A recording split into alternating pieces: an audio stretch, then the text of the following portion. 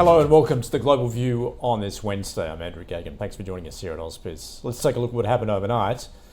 A strong session on global markets with the major indices on Wall Street climbing more than 2.5%, recovering the previous day's losses, with investors buoyed by earnings results and hints that the de-escalation of US-China trade tensions also encouraging buyers.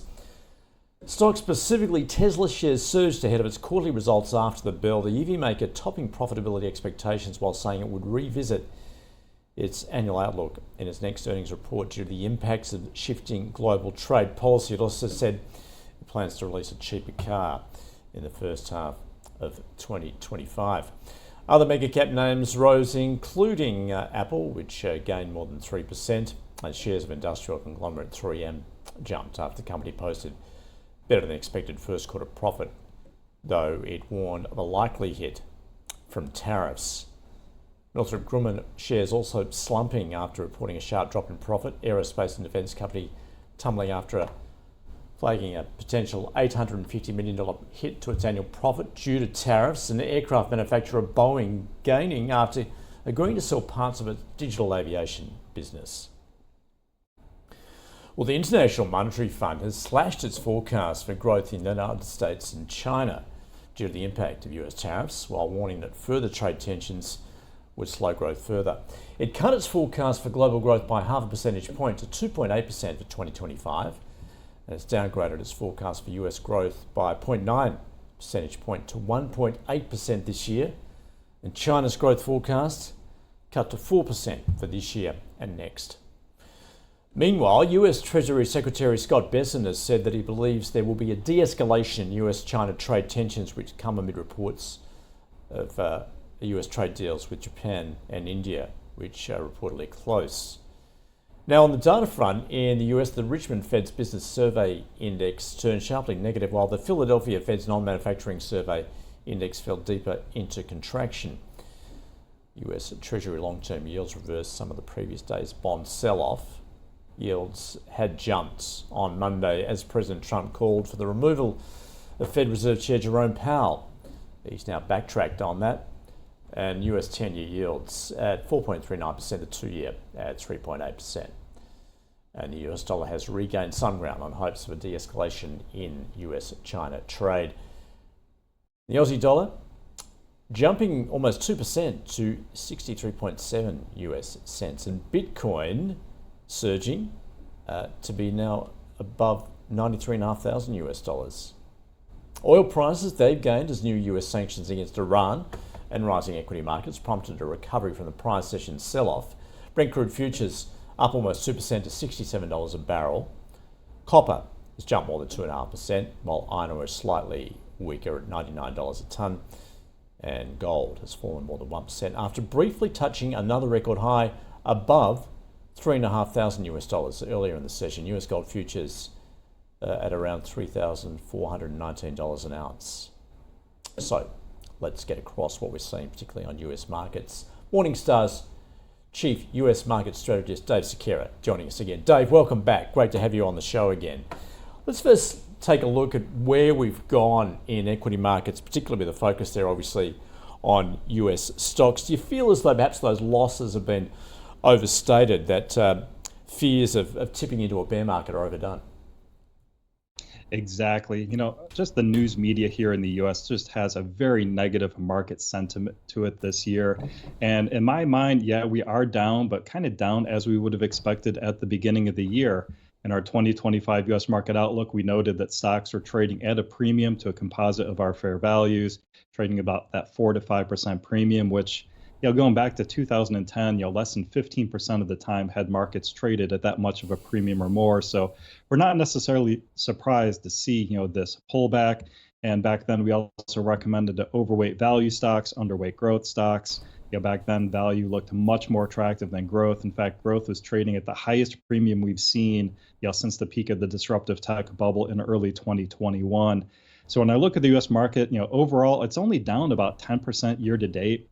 And you have to remember that's after 2 years of well over 20% gains. So I'm not that concerned about this, 10% drawdown. If anything, I think if the market were to fall that much more from here, probably is a better opportunity for investors to start moving into some small tactical overweight positions. So obviously the ongoing issue is tariffs, and also we're in earnings season. We'll get to that in just a moment. Of course, this is all marked by volatility we're seeing at the moment, which does provide opportunity. Are you expecting that to continue? We do. I mean, certainly for the next, couple of months anyways, if not maybe even the next couple of quarters. I think volatility is here to stay for a while. And I think as an investor, you can take advantage of that. So at this point, I think there's just a lot more noise and then signal in the marketplace.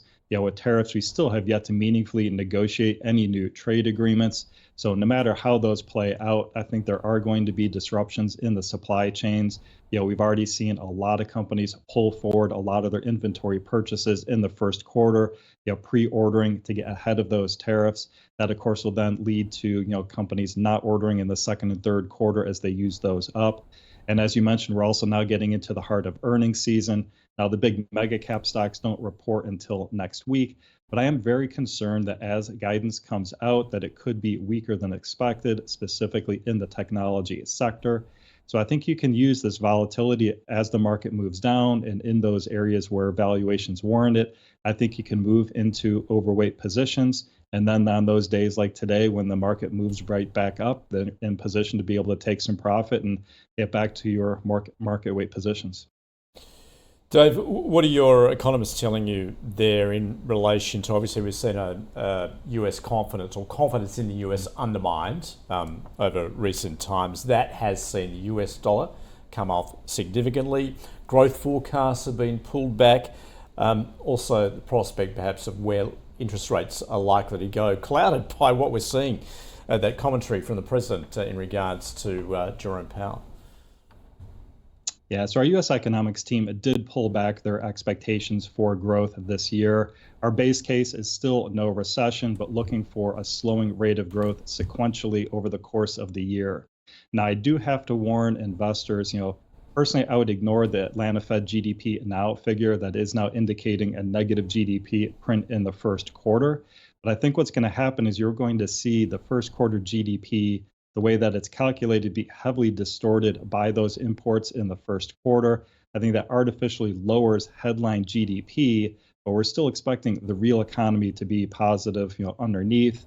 And then once that inventory is used up, that will then artificially bolster second quarter GDP, which our economics team really think will actually be slower than the first quarter. So we're looking for that rate of growth to decline sequentially through the end of this year and not start reaccelerating until next year.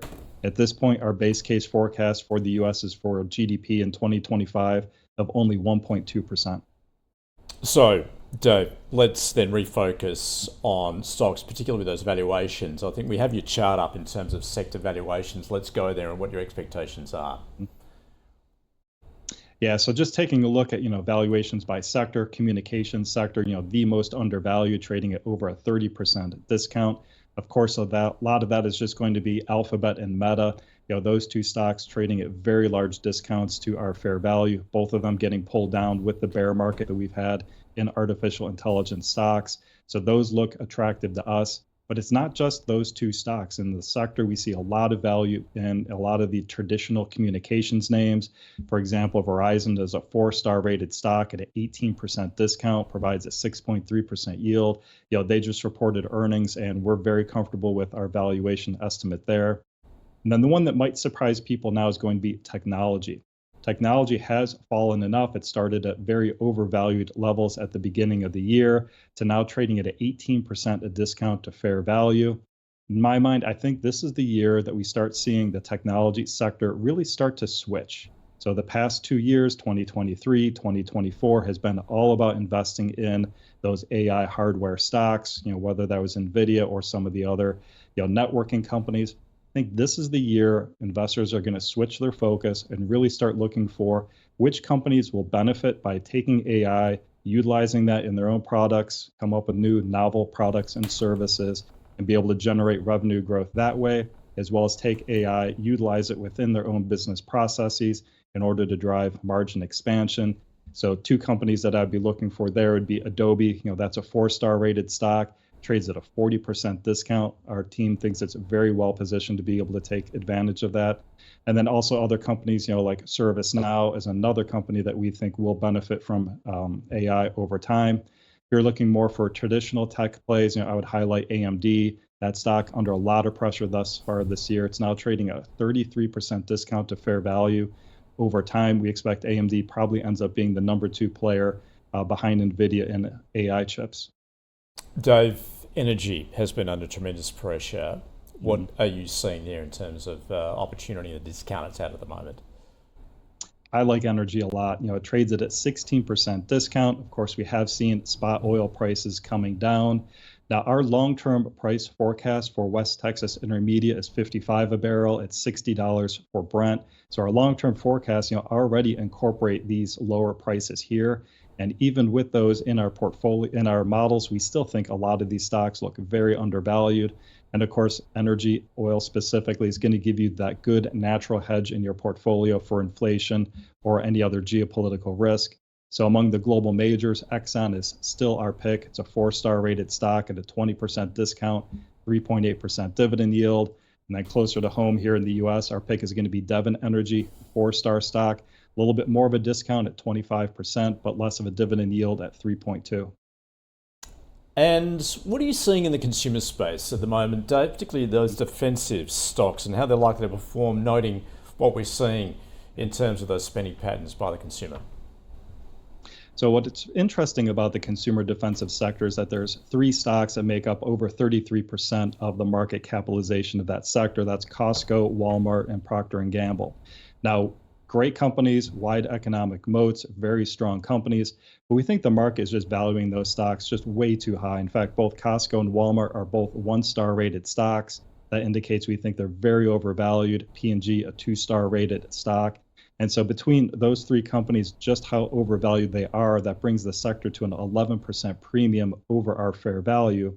Having said that, a lot of the names, especially a lot of the food companies and the tobacco companies within consumer defensive, still remain very undervalued. One of our picks there is going to be Kraft Heinz. It's a 5-star rated stock, trades at a 45% discount to our fair value, pays a 5.5% dividend yield. So a great one to get paid while you wait. Dave, always appreciate it. Thanks so much for joining us on Morningstar. Oh, thank you.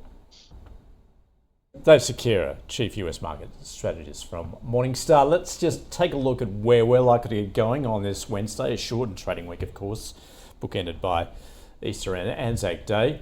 Looking for a very positive start. SPI futures up more than 1.25%. That, of course, also reflecting what we saw on global markets with Wall Street, the major indices there, up more than 2.5%. Stay with us. We will get across the open in just a couple of minutes.